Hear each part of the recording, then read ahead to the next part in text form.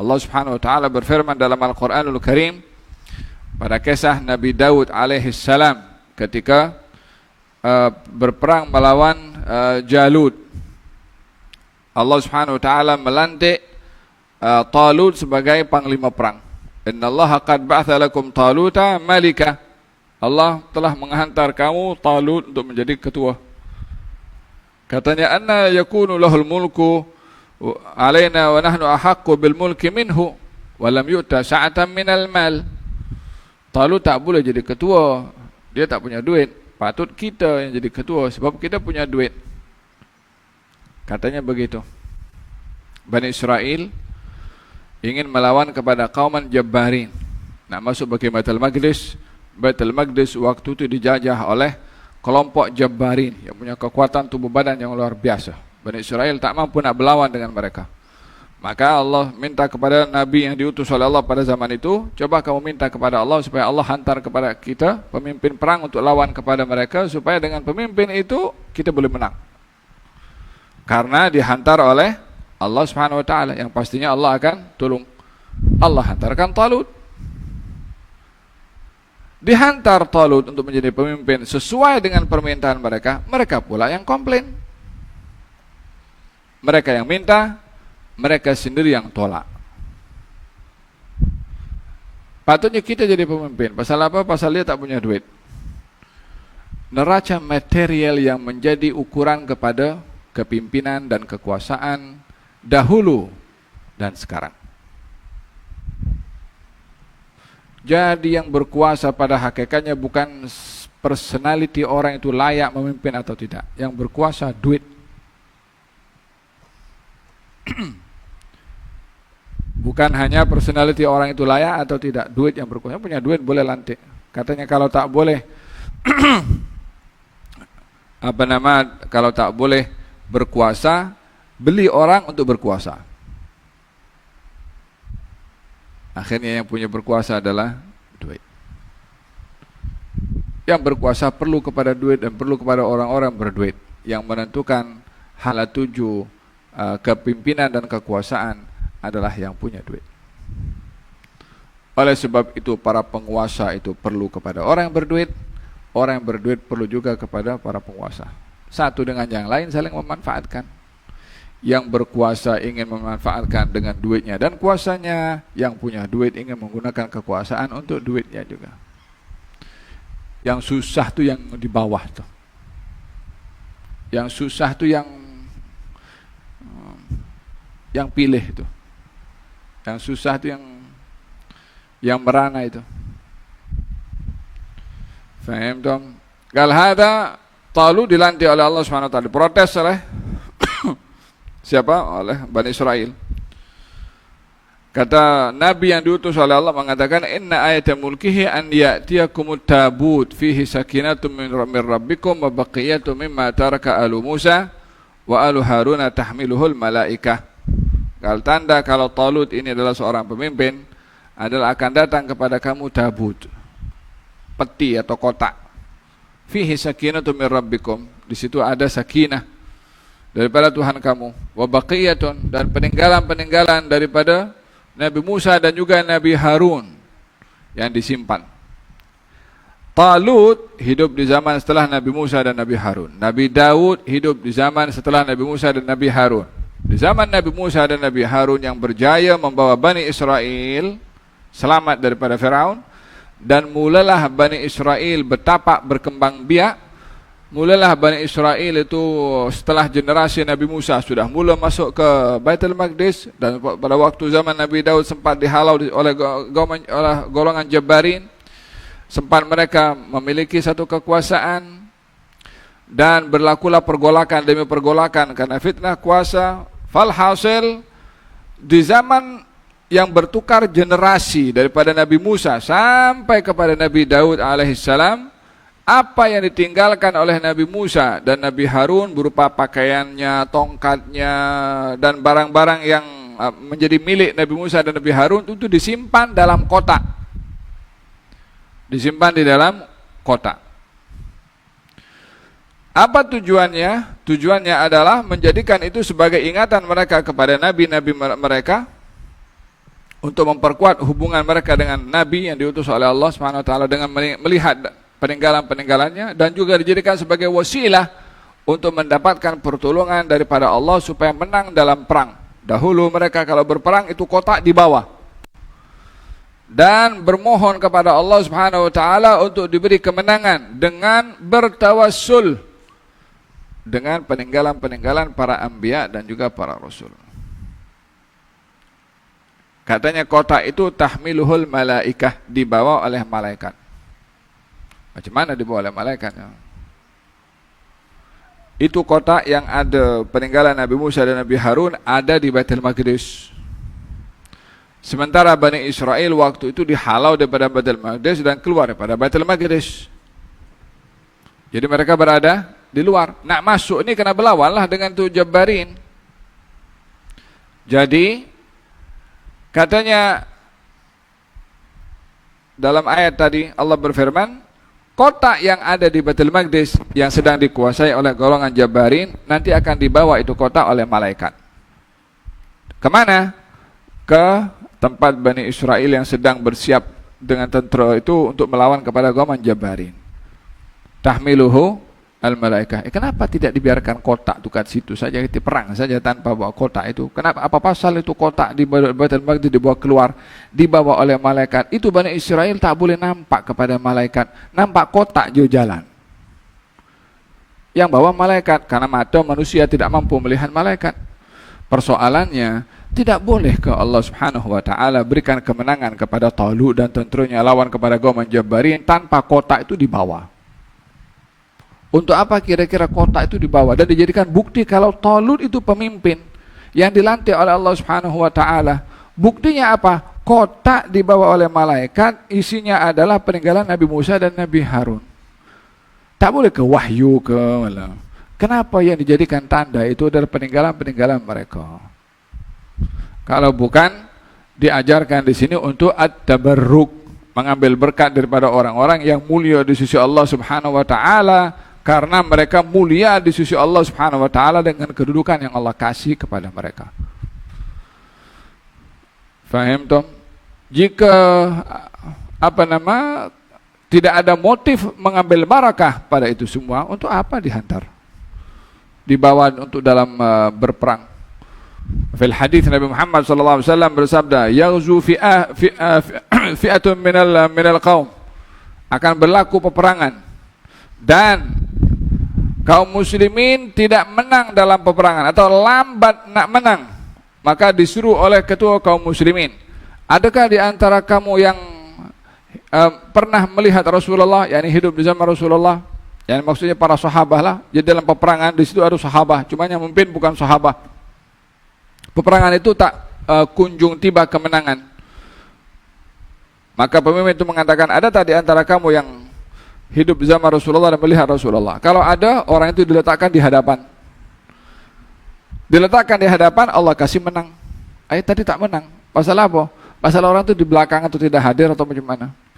Didatangkan orang yang hidup di zaman Rasulullah, tengok Rasulullah, diletakkan di hadapan, maka Allah kasih kemenangan kepada mereka disebabkan orang yang tengok pada Rasulullah SAW. Itu kan kedudukan, itu kan makam, itu kan kemuliaan yang ada pada sahabat karena melihat Rasulullah dan bersahabat dengan Rasulullah. Tukar generasi, berperang lagi, ternyata tidak menang.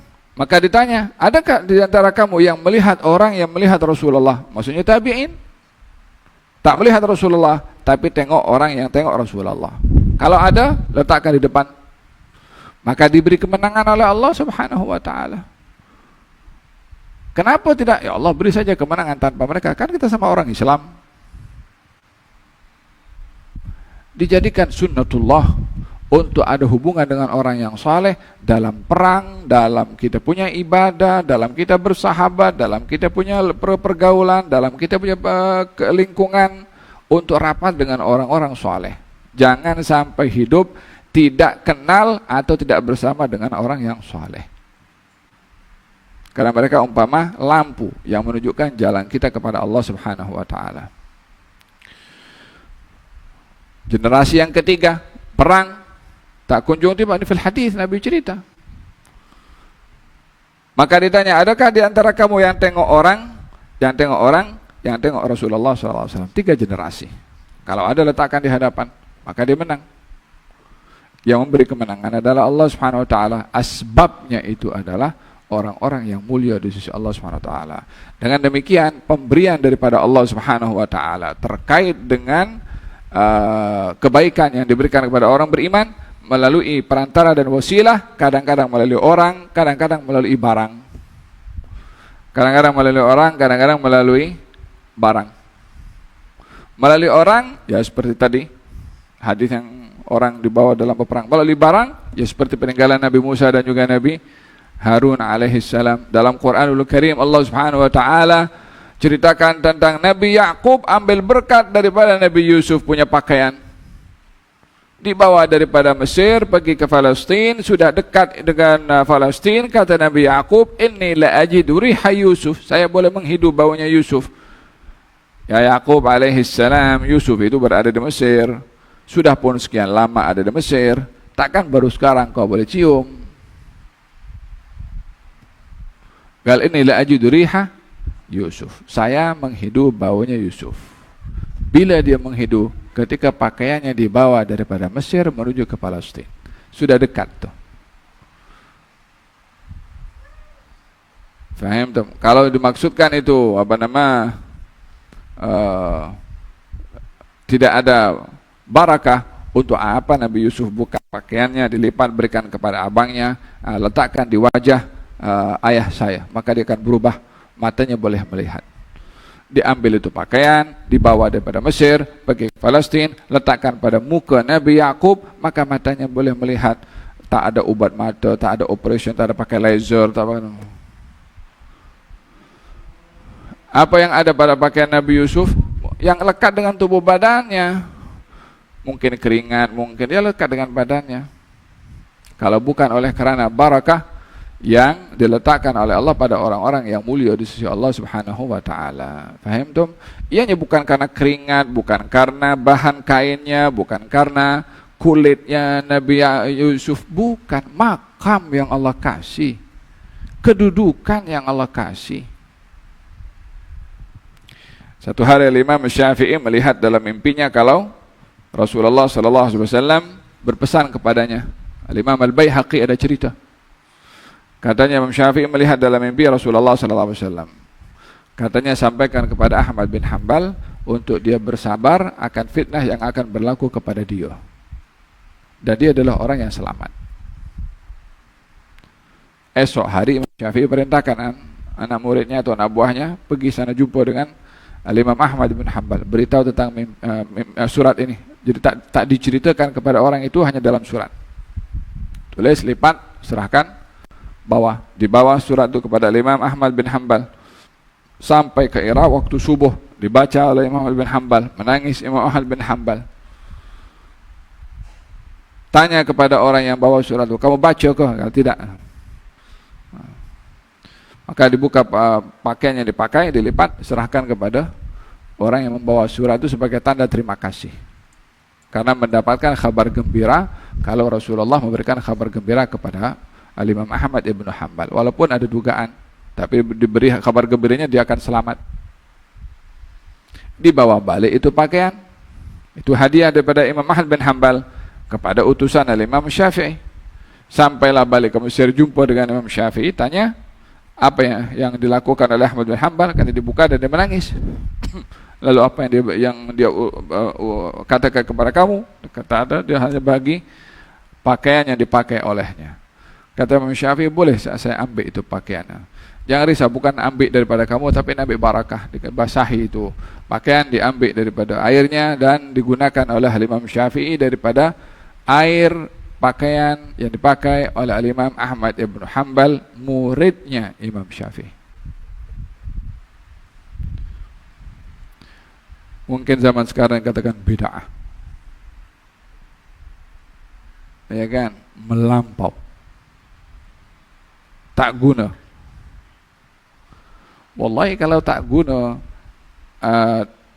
atau tak sesuai atau bid'ah sebagai, dan itu dibuat oleh Imam Syafi'i, tak apa kita ikut bid'ahnya Imam Syafi'i daripada ikut orang kata bid'ah sementara dia yang bid'ah sendiri.